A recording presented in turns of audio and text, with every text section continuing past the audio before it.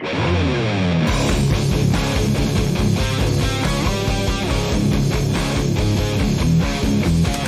contractor's journey to self-mastery requires discipline, integrity, and respect.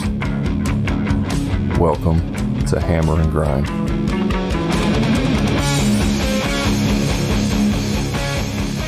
What's up, everybody? I'm your host, Brad Hebner, and I'm here with my co-host, Eric Triplett, and welcome to Hammer and Grind, the podcast built for contractors.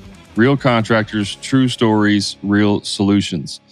Hey, at the end of the show, we're going to ask you to do us a favor and give us a like and a review and share it with all your contractor buddies, help them out. We also want to tell you about our free Facebook group where you can go and talk to other like-minded contractors. That's called the Contractor Profit Group. You can find us on Facebook for that.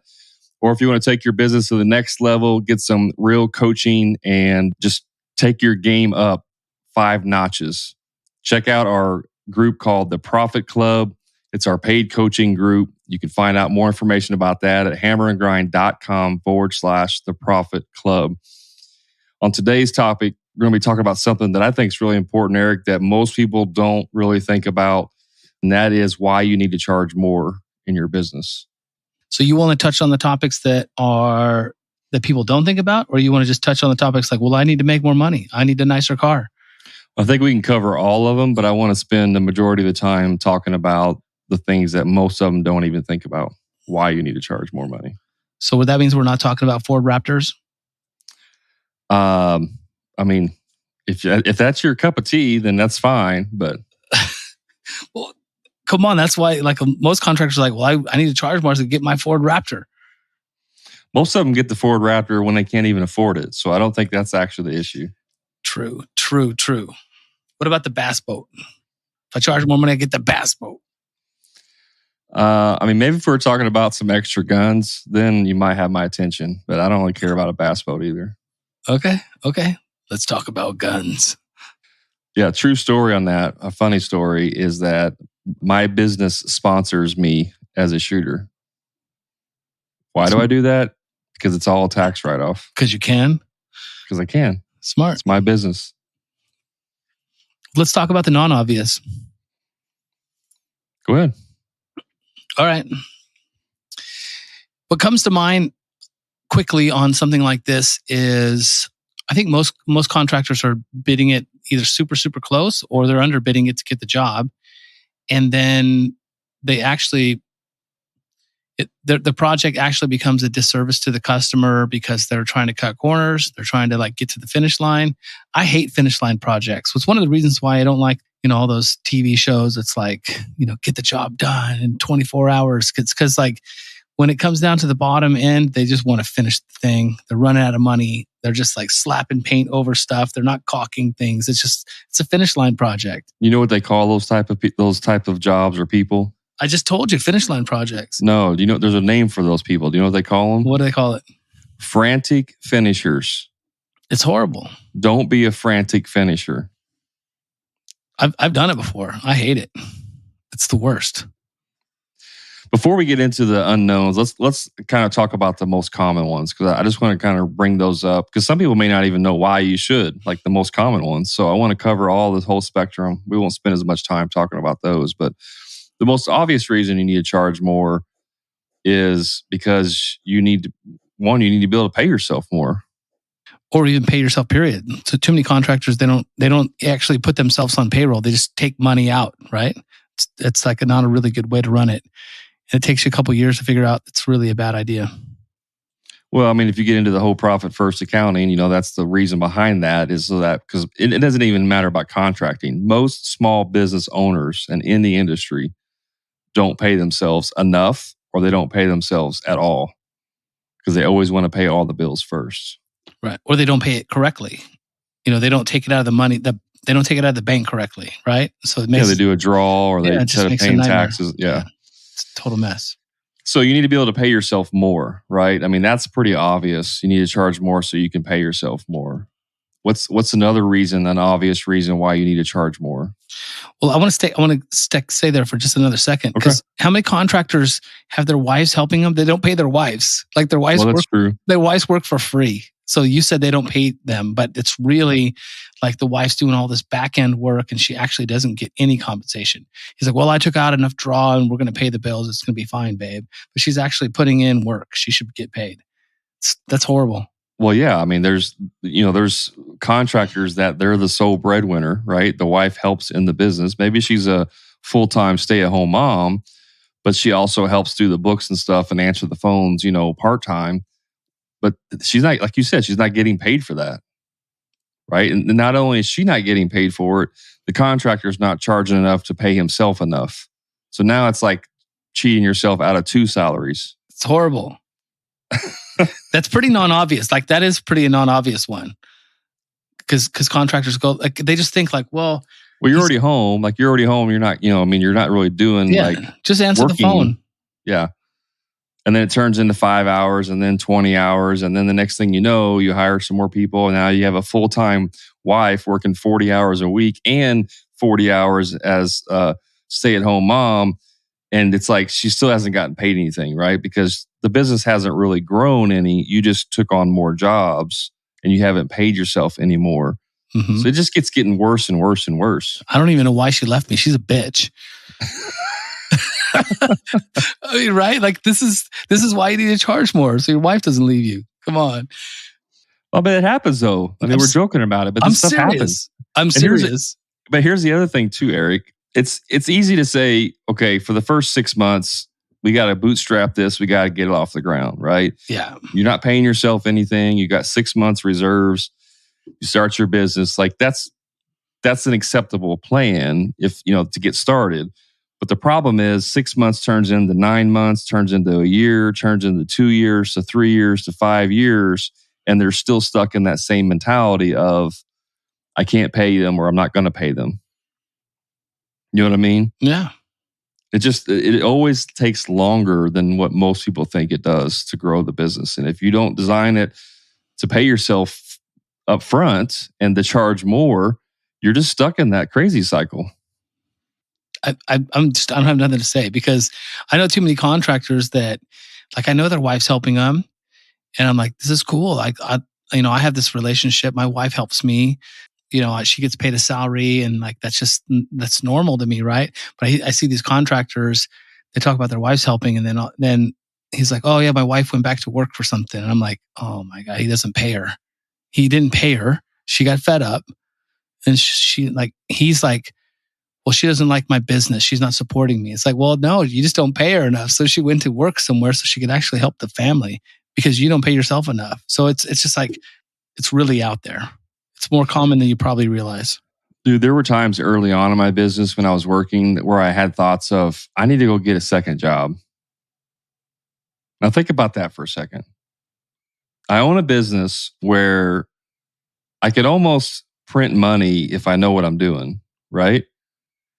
I could work more in my own business, and I have thoughts of, I need to get a second job because I'm not making enough money. I mean, that statement in and of itself is just, there's something fundamentally wrong about that. Yeah. That's why you need it. That's why you need to charge more. So that's a pretty obvious one, right? You need to pay yourself more. What's another pretty obvious reason why you need to charge more? There's a lot of sustainable parts of your business. So like a lot of times you're thinking like, okay, well, I got to pay the overhead. I got to pay the rent. I got to pay the phone bills. I got to pay the truck payments. Like those are pretty obvious. But some of the not so obvious ones are that sustainable part of running your business, which is vehicle maintenance, apparel maintenance, like uniforms, these types of things that they're not really at the forefront. You hire a few guys, you got a couple of trucks, all of a sudden you got tires need to be on your skid steer or on your truck. And you're like, I don't have the money for that because I already budgeted out on these other things.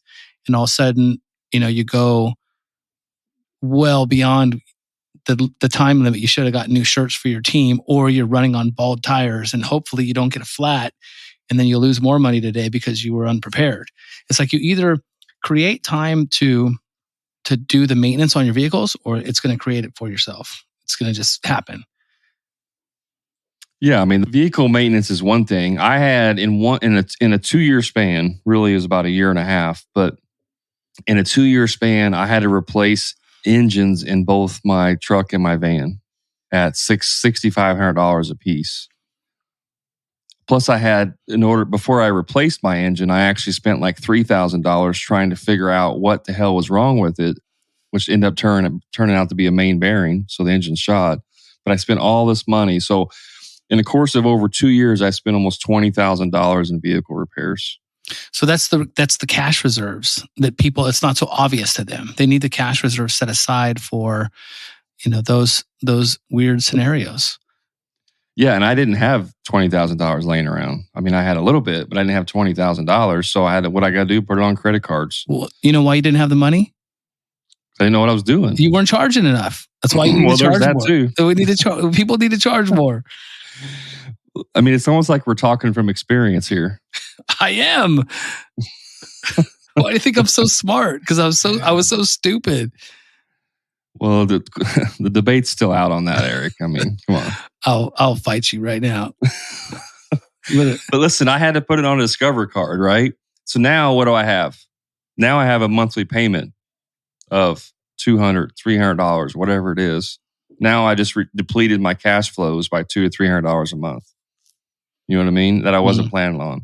And if you're running lean and you're not, and you're cash poor, your cash flow poor, now you just put a huge dent in your cash flow. And now you're struggling. That is a not so obvious one right there, because most people don't understand their finances and expenses well enough. And so instead of paying off a credit card every single month, whether it's your fuel card or the Home Depot card or whatever your vendors are, if you're not paying them off at the end of every month, then you're getting these finance charges and these fees like that. And so if you're running your job smoothly, you're making the right margins on your projects and you're being efficient in the training, you're getting the jobs done on time, you should be able to pay those off at the end of the month. So if you're not charging enough to be able to pay those credit cards off at the end of each month, then now you're stacking on all these financing rates and you're just giving money to the bank because you're not charging enough. Yeah, there were times where I was paying like $150 a month in interest on those things, and it was just I was so pissed off because I wanted to pay them off. So, it might have been more. I don't remember. I kind of block all that information out. Yeah, but I mean, if you're charging the right amount of money, then you're not. You're making enough to where you don't have to rely on the credit cards. The credit cards get paid off at the end of the month. You have the reserves set aside for when need new tires for your vehicle or the engine blows up or whatever. I mean, if you've been in business for a while, long enough, we're talking 2 decades here now. I'm getting old. The truck that I bought, my truck will be dead. The one that I drive my every day, it'll be dead in 50,000 miles. 50,000 miles, it's going to be gone. It'll be at 300 plus thousand. It'll be over. It'll be like, what do I got to do now? I got to get a new truck. So cash reserves and set asides need to be in place to where I can put down a substantial amount of money on a vehicle so I don't have a big payment, or I can just pay cash for it. So that's vehicle payments and stuff, gas, all that maintenance. But what about tools, right? So let's just say you were smart enough when you started your business and maybe you had $5,000 or $10,000 or $20,000 to start your business, and you made a large equipment purchase or tool purchase early on, right? You went out and you bought, $5,000 worth of tools to do your job, and you're good, right? Now you're set for the rest of your career. You never have to buy those tools ever again, right? I mean, that's it. You just one-time purchase and you're done. They don't make Craftsman like they used to, man. Back in the day, you could, you need to get some saw blades and stuff, but back in the day they used to. But nowadays, it's crazy because nowadays, there's a lot of throwaway tools, even good quality stuff, all these battery operated ones. You think they're all badass. In 12 months, they're trash. Throw it away and got to get a new one. Definitely the batteries. The tools can last a little bit longer, but drills, power drills. I got drills that are 5, 6, 7 years old. Of course, that's because I buy DeWalt, which we're not officially sponsored by DeWalt yet. But the batteries go bad in those things, and the batteries cost more than the actual drill. So half the time, it's cheaper to buy a kit with a drill in it, and you get 2 batteries for the same price as replacing 1 battery. Wait, did you see that cool trick on TikTok with the battery? You think it's dead, and you touch it. Have you tried that yet? No, I need to. I got a couple batteries that aren't working. We need to do that. I need to see if that works or not. Yeah, we're not officially sponsored by TikTok yet either. Squirrel. Okay, so What's the other reasons why? Maybe has something to do with marketing. I mean, how are people going to find out about you if you don't tell them? It takes money to do that. Yeah, I don't know if that's that's certainly a point. I don't know if that's the super obvious or not obvious one. I got one I throw at you. You don't think putting a wrap in your vehicle is important? No, it's important, but I think it's fairly obvious that people are like, hey, I got to have my truck look good. I got to have my marketing. I got to. Yeah, but if you don't have the money to do it. I know, but you're talking about obvious and not obvious. Like, I think that's obvious to people. Okay. I'm going to give you something. I wanted to cover some of the obvious ones first before we got into the not so obvious. Can we get back to the Raptor? Go ahead. No, I'm just kidding. So yeah, I mean, marketing, that would be an obvious one. What's another obvious one? Now you put me on the spot. See, you changed on me. Now I lost my train of thought. What about culture? Like, maybe that's not too obvious. I think a lot of contractors don't think about culture. I think it's probably a whole podcast. But like doing something nice for your crew, getting them lunch or taking them out to a nice dinner, having a family picnic, doing bonuses at the end of the year. I don't do that stuff. What are you talking about? Well, I mean, and it's not so obvious. I don't do it as much as you do. It's easier. I mean, if you got a helper, if it's just you and a helper, that's easy to buy them lunch once a week or whatever, right? Or a couple times a week. Or I mean, that's a pretty obvious. But if you got 10 guys working for you, that's not necessarily an obvious or easy thing to do where you're buying them lunch every week or once a month for that matter. Well, I just sold this job just enough to keep them busy. It's winter and I just sold it cheap enough to keep them busy.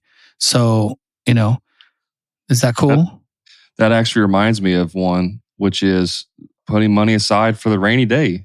I have an account called the Rainy Day Fund. It don't rain in California. I don't even need one of those accounts. No, well, we have snow here sometimes. So, there's times where I don't lay guys off. I'm pretty passionate about making sure my guys are busy. Like, I will not pay myself if I have to keep my guys busy. I take that part serious. I take my employees' livelihoods serious.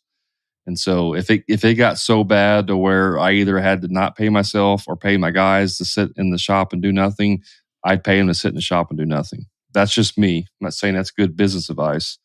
I'm just saying that's how I treat my guys.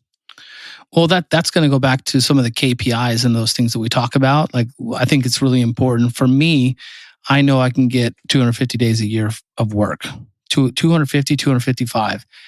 In California, my weather, the holidays, weekends off or whatever, a 1 week paid vacation to the crew or whatever, I know I can get 250 days out of my guys.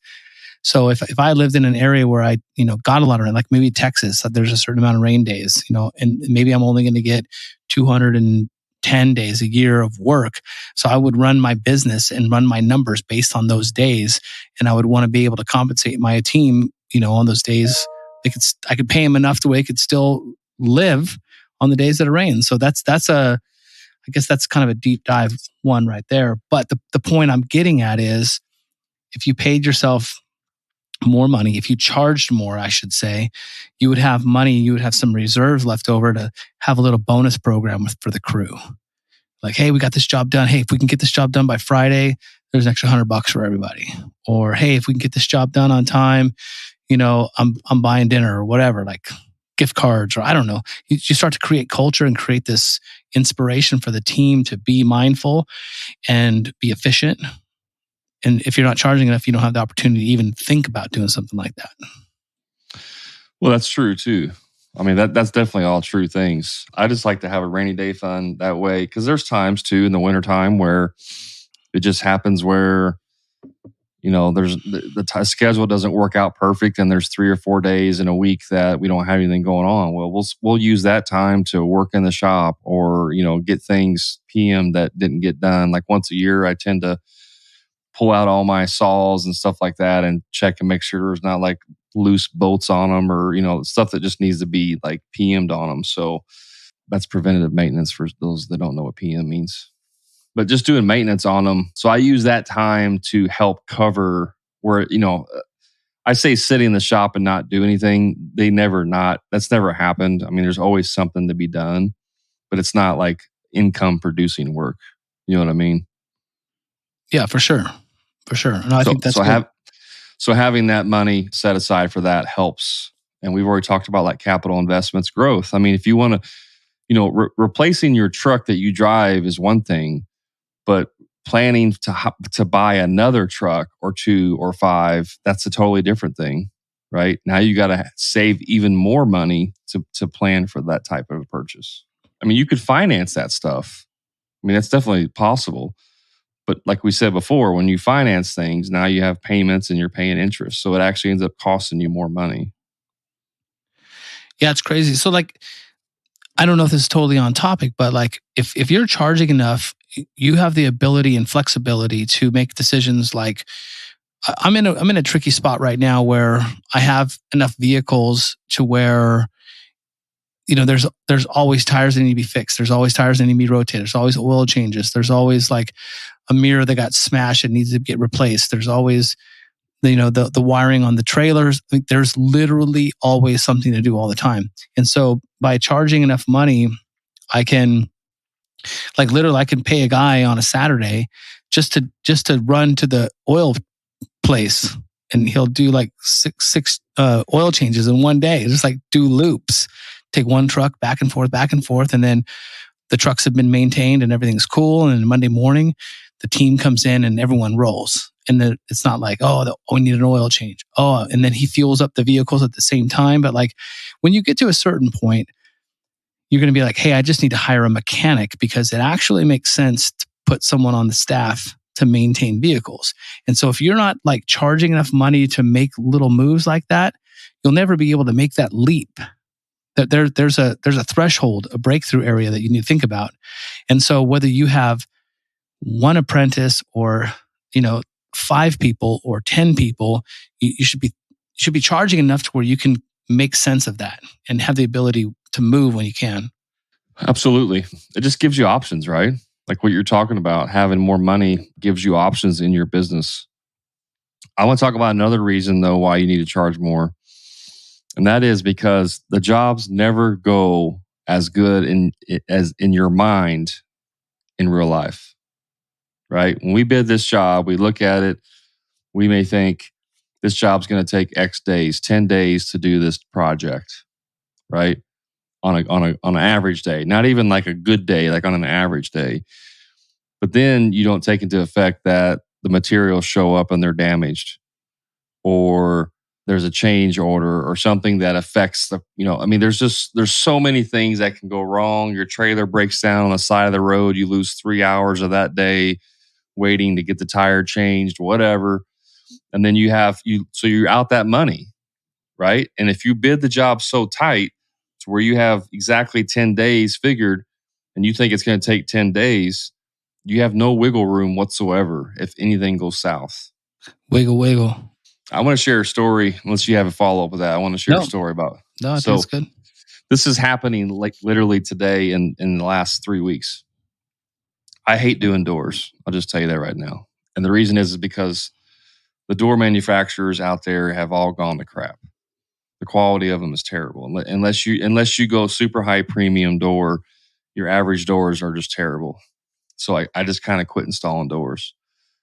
But I had this customer that wanted a front door, a big door, transom, side lights, a huge door, custom, spread jambs, spread mullions. I mean, and it doesn't necessarily matter if you know what that means, but it was a big door. And so I put a big price tag on it, right? I threw a lot of extra money into it for labor and profit. And the door comes in and it's all jacked up. It's supposed to be unfinished on the inside. It was primed.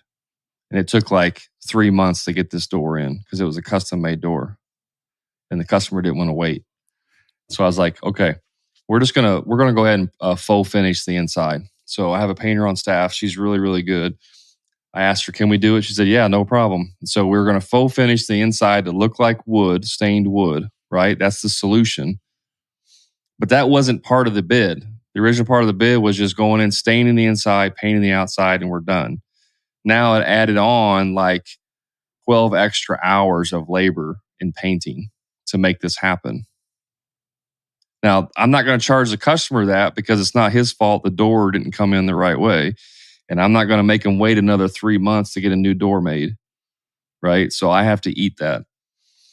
On top of that, the way the door was made, I had to spend an extra 45 minutes during the install just to fix the things that were screwed up on the install.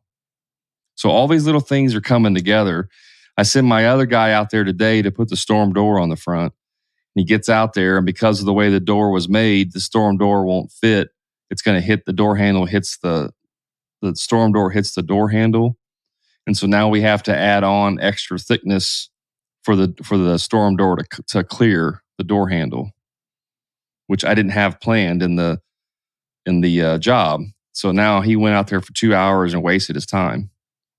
So all of these things have happened. I got to go out there tomorrow and meet with the manufacturer because the grids on the lights are not done right. And we couldn't paint them all the way because if they're going to replace them, we don't want to paint them twice. So the painter can't finish the job. I got to go out there tomorrow and meet with the manufacturer, find out what they're going to do, come up with a solution. And so all this stuff's happening on this one job that I was going to have so much profit on that now I'm probably going to be best like barely making any money on it all. That's brutal. That's why you got to have extra money. If I would have had like what I would normally charge for that job, I would be losing money on it.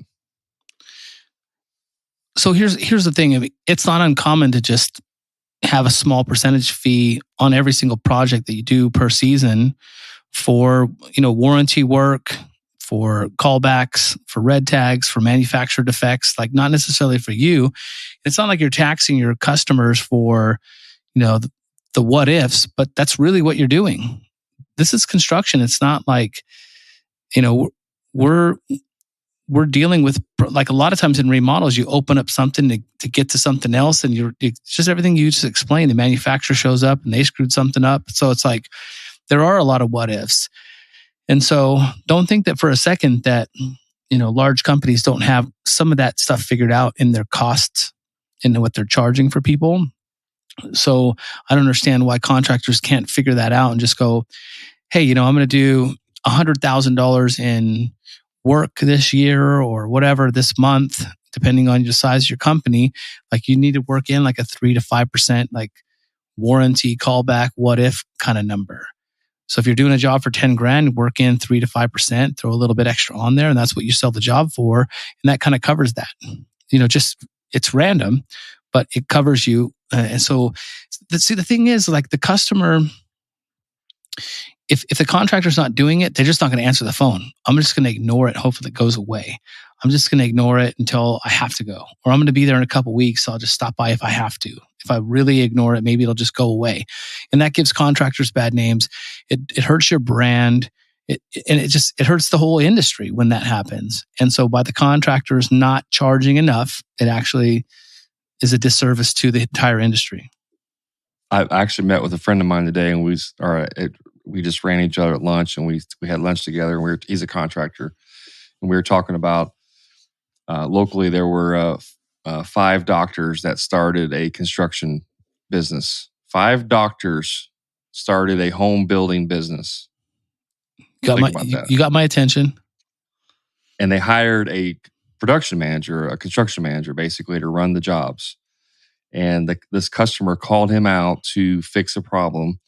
And he gets out there and he looks at it and he's like, this is a warranty issue. Like the house wasn't even a year old. He's like, this is all warranty stuff. You need to call the home builder back and make them fix it. And they're like, F that, dude.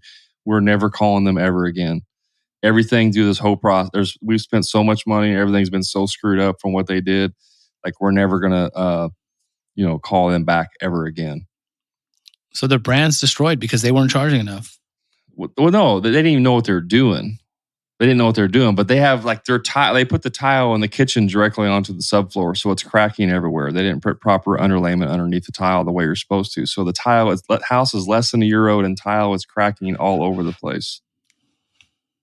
I mean, we're talking thousands and thousands and thousands of dollars worth of repairs, right? But this is going to the back to the warranty issue. That this is people that don't know what they're doing, right? If you know what you're doing, it can still happen. You can still have errors and problems that you have to go back and fix. And so, like you said, if you don't have things factored in, it can come back and bite you. Those guys are not calling them back. my point of that was, like you said, contractors don't call them back. They were calling the home builder to the point to where the home builders were like not even returning their calls anymore. Yeah. I mean, it's pretty common. I mean, how many times you talk to a client and they bring up another contractor and terrible experience? I mean, it's not too often that you go like, oh yeah, well, I want you to come out. I can't wait for you to work on this project. The last contractor experience I had was amazing. And I just can't wait to have that same experience with you. I mean, that shit just doesn't happen. You're like, why didn't you call them back? Well, it could have been a landscape contractor. Now you're looking for a roofer, but you get the point, right? Yeah. Yeah. You don't get that kind of stuff. Well, and so it also depends on what you're doing as far as charging for warranties. I mean, yes, you need to. I don't necessarily think it needs to be a percentage based. It can be if you're doing the same thing. If all you do is ponds and that's literally all you do, then that works. But if you do, if you're doing landscaping, ponds and sod or all these different things, obviously some things are going to have more warranty claims than others. And so you may need to fluctuate that based on the type of service that you're offering. Yeah, that's certainly doable for sure. I mean, if you're installing windows and you have a certain amount of defects or callbacks, then you can kind of factor that in every time you do a window. But like if you've been doing it for 2, 3, 4, 5 years, if you're really tracking things and doing the KPIs like you should and understand your callbacks and understand all that stuff, you start to get a feel for those things. That's why KPIs are so important. You realize like, hey, this we had a problem on this one, had a problem on that one, had another rad tag here. And you kind of add that up at the end of the year. And then you can back those numbers up against your total gross income and figure things out. You got to factor in your employees too, right? Because when I was by myself or had a helper, I didn't have callbacks. Like it almost never happened. But when I started hiring employees, I started getting callbacks. Well, sure. I mean, that's part of the process. That's part of being a contractor, an entrepreneur. Like you can't do the whole thing if you want to scale it all. I guess you can be a solopreneur, one-man operation your whole life, but if you really want to provide for your family, if you really want to make a difference in the community, if you want to leave legacy, you have to scale with people and you have to trust in them. You have to let things go. And let's talk about efficiencies. When you hire an apprentice, then it slow you down by what's the percentage? Right? That's crazy. Well, yeah, when you hire, anytime you hire someone, I mean, for me, when I hire someone, it takes about 6 months before they are like settled into the job. And it takes about a year before they're like firing all cylinders. Like, like they don't have to think about anything or how does Team Handy do this way or what's Brad want done? Like none of that happens, but it takes about a year to even get to that point, right? Of working together before they're finally like just flowing. Yeah, I mean, that's why investing in your employees is so important. That's because it goes back to the culture. You should be charging enough so you can actually offer your employees a good wage. You should be charging enough so you can take the time to train new people so you can move things on. Dude, I was training one of my newer guys how to run a skid steer the other day, and it was painful. I mean, it was painful. It's like, it took me like, I don't know, an hour and a half to teach him like to load a certain amount of stone into a vehicle. It took me like an hour and a half, something that I could have done myself in 20 minutes. And it's like so many contractors can't get past that, but if you're charging more, then you can actually have this like a calm approach to training employees. If you're barely going to make enough money on this job, you can't even take that extra hour or half an hour, 45 minutes to be thoughtful about safety, about your machinery, about, everything in that training process. If you're not charging enough, it's hard to break through that barrier. Absolutely. You have to factor in all that stuff. You got to factor in that when they do screw stuff up, they're going to screw up things, right? I mean, you have to factor all that in. So the last thing I want to talk about, and I think it's important in terms of why you need to charge more money, and it's very unknown or not obvious, I should say. That is, you need to charge more so that you can give your customer a better experience. Like buying them gifts at the end? What do you mean? Explain it. So I'm glad you asked, Eric. Whenever you don't have to have as many jobs going on, and you if you charge more money, you don't necessarily have to do as many jobs to make the same amount of money that you would, right? So whether it doesn't matter what type of work you do, but if you're trying to do $500,000 a year in revenue and it takes you 50 jobs to do that, if you charge more money, you could still make $500,000 in revenue and maybe only have to do 30 jobs a year, right? Which would you rather manage and be in control, 30 jobs or 50 jobs? It's a question. Which one would you rather manage, 30 jobs or 50 jobs? I mean, it's a rhetorical question, so I don't know why you're asking me. Well, I didn't know. Maybe you didn't know. Because I'm thinking like, well, are they high exposure jobs? Could I get some marketing? Could I get a Raptor out of it? Like all these things are going through my mind. But I mean, the obvious is like, hey, we want to work. We don't want to have to manage 50, less headaches, less stress, make the same amount of money. I mean, it's obvious. Yeah, and if you factor in some extra time whenever things do go wrong, you can, take care of some stuff without having to charge the customer more money if you don't want to, depending on what the factor is. You don't have to become a frantic finisher. You don't have to be a frantic finisher running around forgetting stuff and having to go back 3 times to get a longer bolt because the bolt wasn't long enough. I mean, all these things factor in, right? So you can provide a better quality experience for your customers if you actually charge them more money. And a lot of people are like, well, that's like screwing them over. Like you're just ripping them off if you're doing that. No. The thing that the contractors don't understand is that whenever you give someone a dollar amount, if you say, Eric, this project's going to cost you $20,000, okay? And you have enough profit figured in to be able to deliver them an awesome experience. It's up to them to decide if they want to spend that much money. You're not putting a gun to their head and making them do that. If another contractor comes along and says he can do the exact same job for $15,000, it doesn't matter if they hire you, that's their choice. So a lot of guys have this mindset thing, well, I can't charge them. That's too much. That's just too much. You're just ripping them off. So that's some head trash that a lot of contractors have to work through. And you're going to be pissed, but I got one other thing I want to talk about. But before I talk about that, I'm going to follow you up here because I'll tell you right now, I'm talking to you, listener, sitting on your couch. I'm talking to you, listener, sitting on the toilet. I'm talking to you, listener, in the shower, driving down the road. Whoever's listening to this right now, there are prospects out there that would pay you double what you're charging, whatever job you're on right now. They would pay you double gladly. And I'm going to take it farther. There's customers that would pay you triple what you're charging the person you're working on their house right now, whether it's a door installation, window installation, roofing, pond construction, whatever it is. There's clients that would pay you way more money than you're charging right now. And it does not mean that you're ripping them off. If you're working on your brand and you're working on creating amazing experiences for your customers, they will pay you gladly, happily, smiling, sometimes in cash, double, triple what you're charging now for a flawless experience, that the attention to detail that you're unable to provide because you're not charging the amount of money that you are. It's a fact. And so I want to make sure that's been said. Well, I agree with you 100%. And if people aren't willing to pay you, guess what? You have the wrong customer.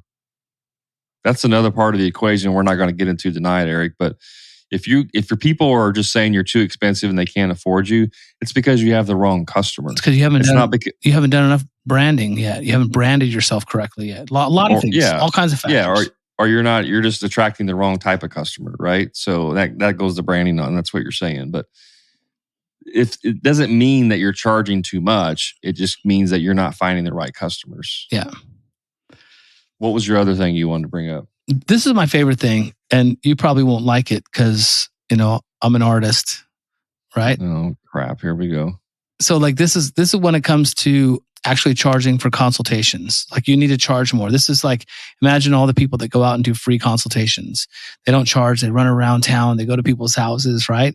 Like if you're not being paid for your time, like your mindset, your emotion, your EQ on location, trying to assist this person and being a consultant. I'm going to do a free design consultation. You're not a consultant. If you went there for free, you're not a consultant. I don't care who you are. I'll fight you right now. If you go there for free, you're just like, all you can think about is, how can I get this person to sell? How can I close them? How can I get them to buy? And so my favorite thing about this whole conversation is I'm actually more creative. I can actually be creative in someone's backyard and go like, what would I do here? How can I make this amazing experience? How can I make this the best project I've ever done? Because then I can get like this creative attitude about the whole thing.